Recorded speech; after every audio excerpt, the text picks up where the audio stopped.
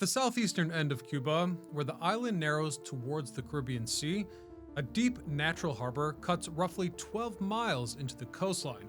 And surprisingly, the United States has occupied that 45 square miles of land and water around the harbor since 1903. Behind that 17-mile fence perimeter sits a self-contained American installation about 400 miles away from Miami. The bay itself divides the basin in two, with the airfield on the leeward side and the main installation on the windward side. But these two areas are directly connected via ferry service. Curiously, on the windward side, there are 9 beaches, a McDonald's, a bowling alley, and an American school. Comforts of home made possible by a massive desalination plant producing 3.4 million gallons of fresh water per day, a requirement of the fact that the base cannot draw any water from the country surrounding it. And it's here that things get controversial. Somewhere within that installation, behind layers of fencing and cleared checkpoints, sits a detention facility, composed of a network of distinct housing blocks built in stages from 2002 onward. At its peak, the camp held approximately 660 detainees, yet as of January 2025, 15 remain. So how did the US end up with a military base and prison on Cuban soil? What was there before any of it? And why does it all feel so totally forbidden? Stay tuned to find out as we uncover the history of Guantanamo Bay. I'm your host, Ryan Sokash, and you're watching It's History. To understand how a small piece of US ended up on Cuban soil, we first need to go back to 1868. For context, Cuba had already been a Spanish colony since 1511, longer than most of the modern world had existed as nation-states to that point.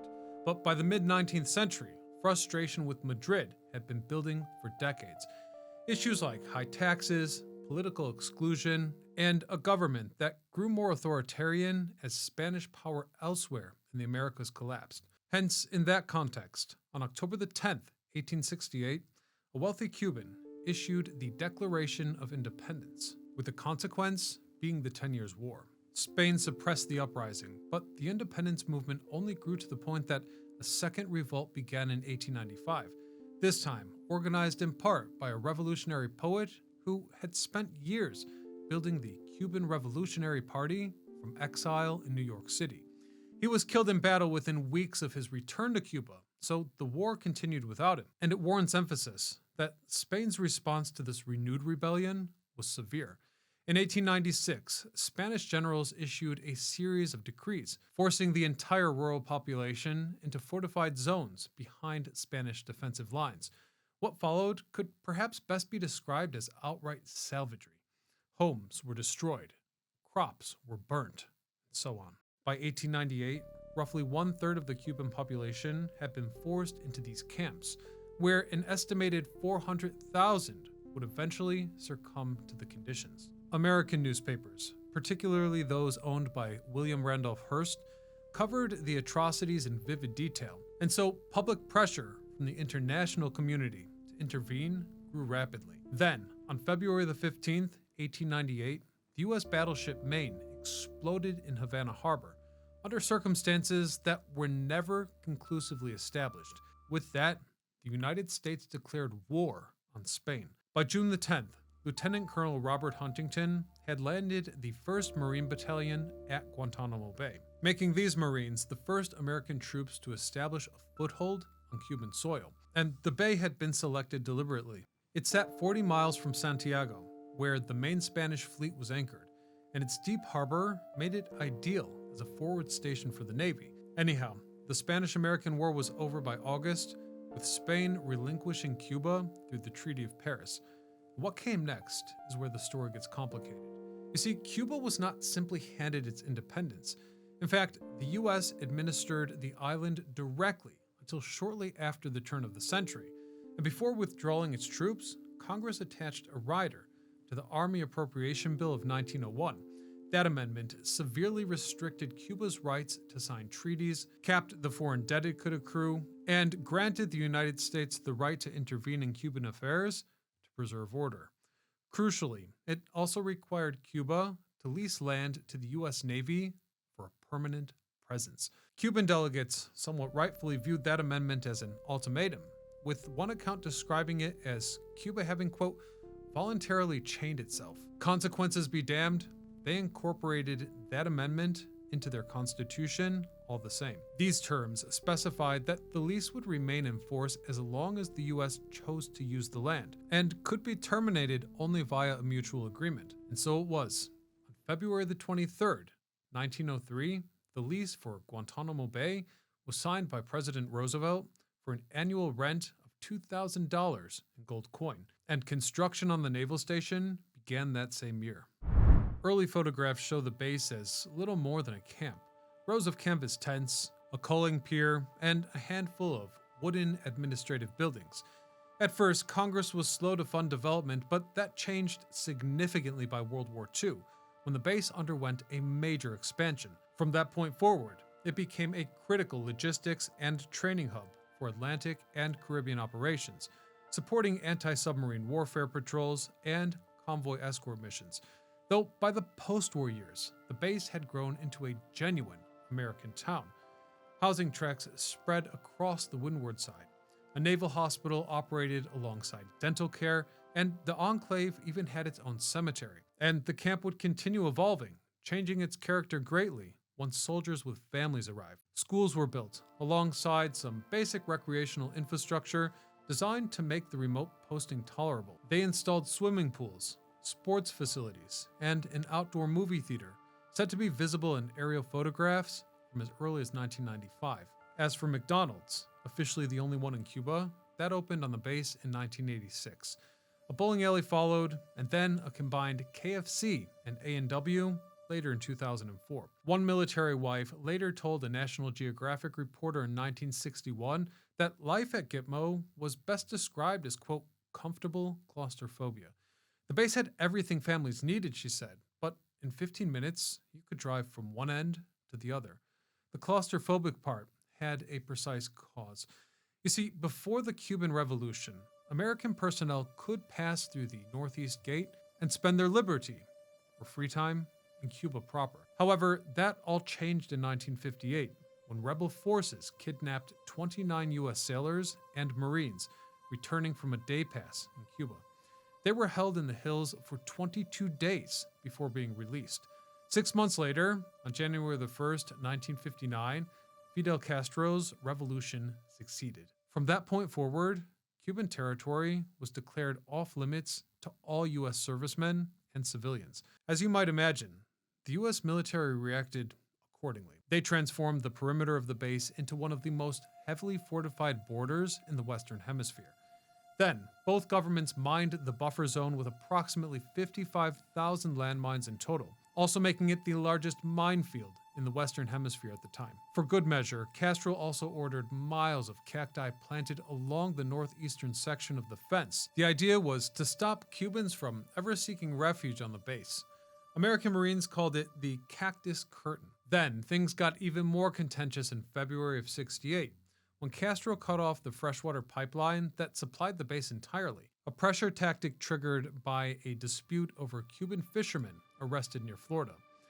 Base commanders responded by importing water from Jamaica until the desalination plant that still operates today could be constructed. Anyhow, during the Cuban Missile Crisis, families of military personnel were evacuated from the base as American and Soviet forces moved to the edge of open conflict. The base itself took on an expanded Marine garrison and became a staging point in case of invasion. It was, for 13 days, one of the most strategically significant pieces of land on Earth. The crisis passed, and Guantanamo settled back into the rhythm of a working naval station. The usual, refueling ships, running counter-narcotics operations in the Caribbean, or mowing the grass around McDonald's. However, by '91, the base took on a function that nobody had planned for, and it was a rather defining moment.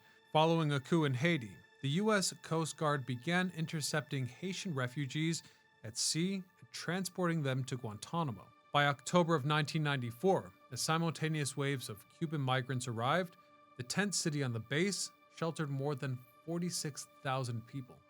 The infrastructure built for that operation, the processing system, the fence, the capacity to hold large numbers of people in legal limbo on soil that was not technically American territory, left a template that would not go unused. And I believe that you all know where I'm going with this.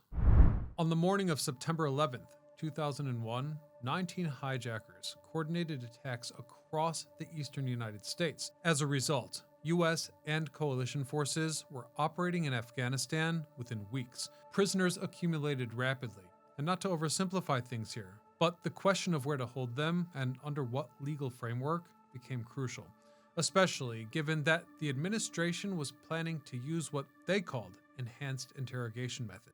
The government found that the answer to their questions rested on a legal argument that had been sitting in plain sight since 1903. As the base sits on Cuban soil and operates under a lease rather than full American sovereignty, the government argued that detainees held there would not automatically be entitled to access the American federal courts. So on November the 13th, 2001, then President George W. Bush signed a military order authorizing the detention of non-citizens designated as enemy combatants in Guantanamo Bay. The geographic logic was everything legally, but the logistics were complicated. As you might imagine, transporting prisoners from Afghanistan to the Caribbean under guard was not straightforward. From what I found on the topic, it worked as follows. Detainees boarded a C-17 military transport aircraft at Kandahar International on a flight covering roughly 8,000 miles. Sources at the time describe a stopover at an undisclosed location in Europe where detainees were transferred to a C-141 for the final leg of their trip to Cuba. A total journey of approximately 27 hours. The detainees arrived, shackled, hooded, wearing fluorescent orange jumpsuits. They stepped off the plane one by one and were further transferred across the bay where Camp X-Ray was waiting. Camp X-Ray had originally been built during the 1994 migrant crisis and now found a new purpose. So the same tent and fence infrastructure from the Haitian and Cuban refugee operation was basically recycled. For the first months of 2002, it served as an open-air holding facility with chain link cages, concrete floors, no running water, and portable toilets. Guards lived in tents nearby in conditions that the military had described as, quote, not markedly different from those of the detainees, and it stayed this way as a permanent facility was being built. Construction of Camp Delta began on February the 27th, 2002, and ultimately became the main holding area. Camp Delta's individual holding cells measured 8 feet long by 6 feet wide, each complete with a bed, a toilet, and a sink, marking the first running water detainees had access to since arriving. By the time the inmate population peaked in 2004 at approximately 660, 7 distinct subcamps had been built within Camp Delta, each operating under different security levels. Then, once everything was up and running, controversy ensued. In 2004, the U.S. Supreme Court ruled that detainees had the statutory right to challenge their detention in federal court, directly contradicting the administration's core argument about Guantanamo's legal isolation. In 2006, Hamdan v. Rumsfeld went further, with the court ruling that the administration's military commission framework violated both U.S. law and the Geneva Conventions. So Congress responded by passing the Military Commissions Act of 2006, which attempted to strip federal courts of jurisdiction over prisoner petitions. The Supreme Court struck that down too, ruling that the constitutional right of habeas corpus extended to Guantanamo. That was 3 landmark Supreme Court decisions in just 4 years. Pushing back against the legal architecture the administration had built around the base. In the meantime, international pressure ran parallel to the domestic legal battles. And so, a base that had existed quietly for nearly a century had become, within a few years, one of the most notoriously forbidden military installations on Earth. When Obama took office in 2009, one of his first acts was to sign an executive order directing the closure of the detention facility within a year, though it wouldn't be easy. Over 240 prisoners remained at the time, and Congress blocked their transfer to American soil, so the facility couldn't just close. In the end, however, Obama found ways to transfer approximately 197 detainees over his 2 terms, and so the population declined meaningfully, case by case, as detainees were transferred to third countries, repatriated, or cleared through a periodic review board. And as of January of 2025, just 15 remain. So that's the story of Guantanamo Bay, a place forbidden by design. I'd like to thank the channel member who requested this episode using our form in the description, and also extend an even greater thanks to our channel members, the History Council supporters, who make episodes like this possible. Otherwise, as always, I'm Ryan Sokash, signing off.